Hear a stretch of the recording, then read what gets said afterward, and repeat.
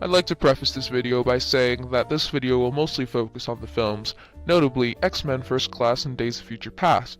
Not that I hate everything old or anything, it's just that that's where a lot of the subtext is. However, we will delve into the comics and previous films kind of-ish, maybe. Possibly one of the most iconic couples in all of comic book history, their friendship and resulting conflict has been the center point to several story arcs in the comics, and a main subject in the preceding films. However, many speculate that their friendship goes a lot deeper than just friendship. What brings many to ask the question, are they gay? According to the official X-Men First Class story, this is how it goes. Eric, or Magneto, a child of the Holocaust, has devoted his life to finding and killing this guy named Shaw, Sebastian Shaw, the guy who killed his mother. Eric goes all over the world because he's that way, and in Florida he's found Shaw on a submarine. He tries to use his mutant powers to bring that submarine back to him. But he can't because he sucks. Charles over there, meanwhile, is working with the CIA, and his totally not built up at all seriously love interest, Maura McTaggart, which is totally forced by the way if you didn't get my drift. So Charles feels Eric's devotion out in the water. He's like, damn, this guy is cray, but he gonna die. So Mr. Charles McPerfectface jumps in the water and saves Eric, but this isn't the average meeting. You can't. You'll drown. You have to let go. I know what this means to you, but you're going to die. Please, Eric, calm your mind. But it's Charles Xavier. You were in my head. How did you do that? You have your tricks, I have mine. I'm like you. Just calm your mind. I thought I was alone. You're not alone. Eric, you're not alone.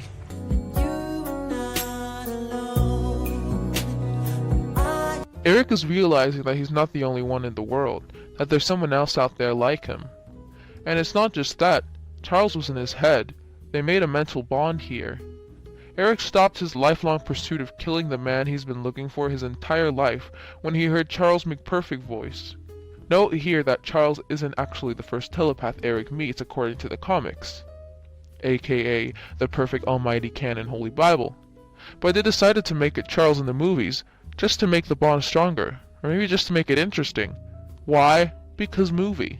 They straight up wrap their arms around each other. Beautiful.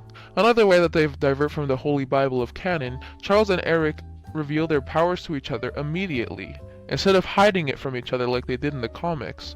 What I like to point out about the fact that they're telepathically communicating is that this is only one mental conversation, one that they show. At any point during the films, could they be mentally communicating, perhaps a conversation the director doesn't want us to see? Charles and Eric share a lot of those looks.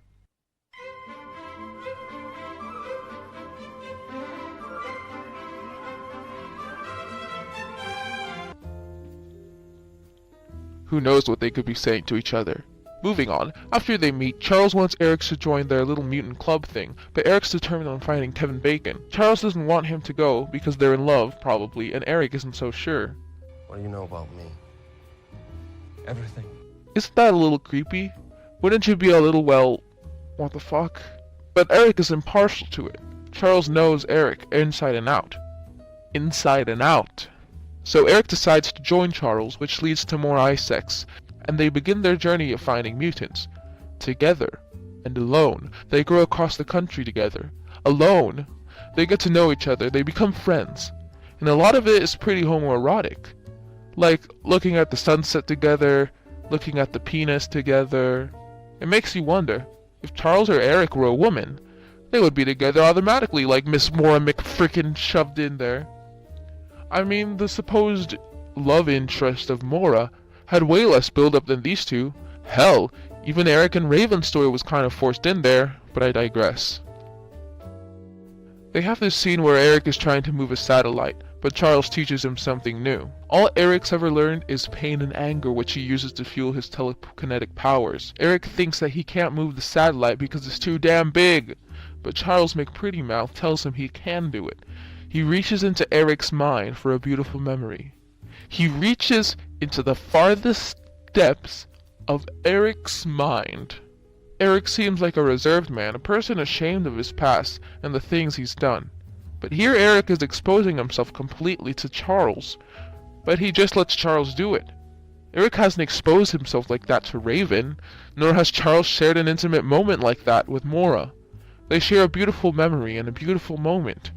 There's so much more to you than you know. Not just pain and anger. It's good too, I felt it. When you can access all that, you'll possess a power no one can match. Not even me. And a brilliant thing happens. Eric realizes that he's more than just pain and anger. Charles brought out the best in Eric. How is this not a love story? Jesus Christ! So after the whole funny business with Kevin Bacon and the missiles and more sexual tension, Eric and Charles have a little disagreement, which brings us to the beach divorce. Eric is tired of humans being assholes, because let's face it, humans are assholes. There's a bunch of missiles heading towards them because humans are assholes. Eric uses his powers to take control of the missiles and re-aims them back at the humans. This is where their ideas and upbringings really put a separation between them.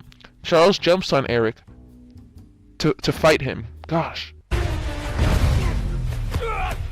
don't want to hurt you. Don't hurt me. He doesn't want to hurt Charles. He cares about Charles. He loves Charles. He knows that he just doesn't agree with him. He tries even in his last moments with Charles to bring them together. Us turning on each other. It's what they want.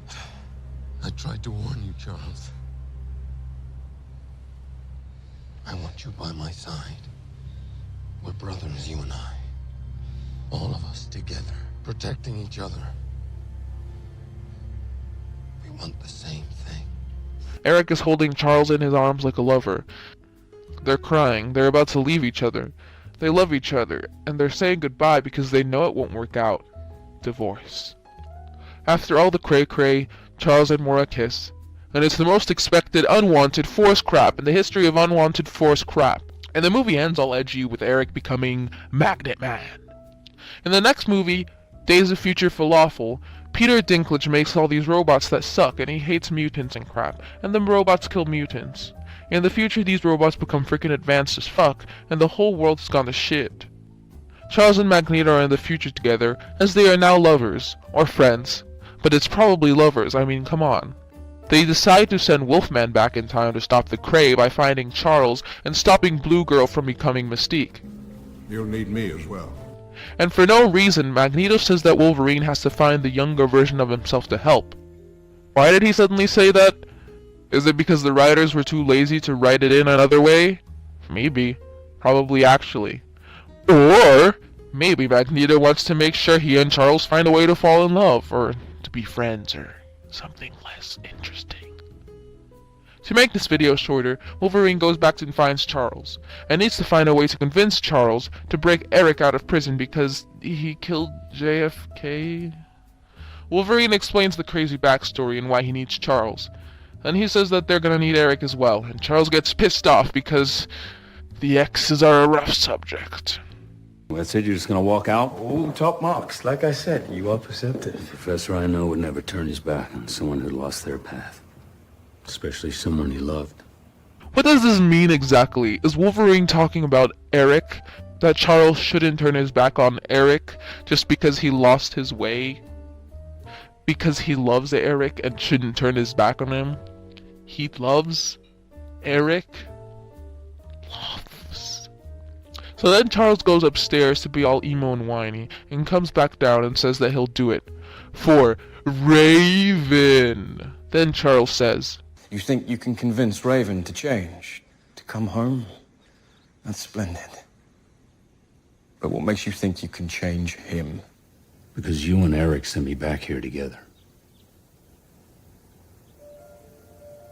Eric and Charles sent him there together. Charles is given hope for the future in this moment, that perhaps they're together in the future, as friends, as lovers, nevertheless together. So that convinces Charles. He's set. They go to get the most awesomest guy ever that disappears after a few seconds and go find Eric. The first thing Charles does when he sees Eric... Charles.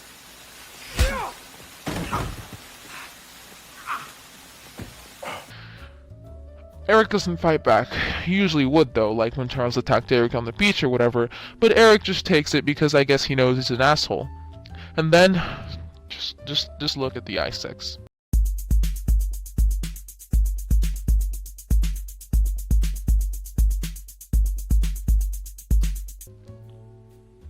God save us all.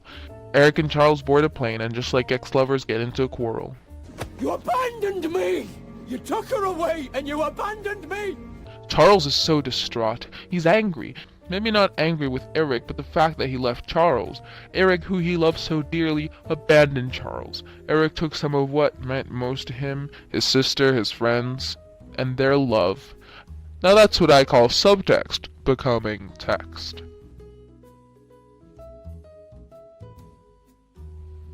Now at the end of the movie, Charles and Eric are splitting ways again. They've defeated the bad guy, and they're not on horrible terms, I guess.